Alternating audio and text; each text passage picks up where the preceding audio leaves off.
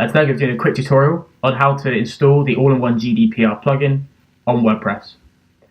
The first thing you need to do, just like any plugin, is go to the Add New button in the plugin submenu. Next you need to click on the Upload Plugin button and then choose File. Select the plugin zip and then open. And finally install now. Activate. And now the plugin is fully installed. On the setup page, you can automatically create all the pages you need to make the plugin work in one click. To create all the pages, just check the boxes and then hit install. Now we go back to our pages. All the required pages have already been created and they should all contain the necessary shortcodes. And it's as simple as that.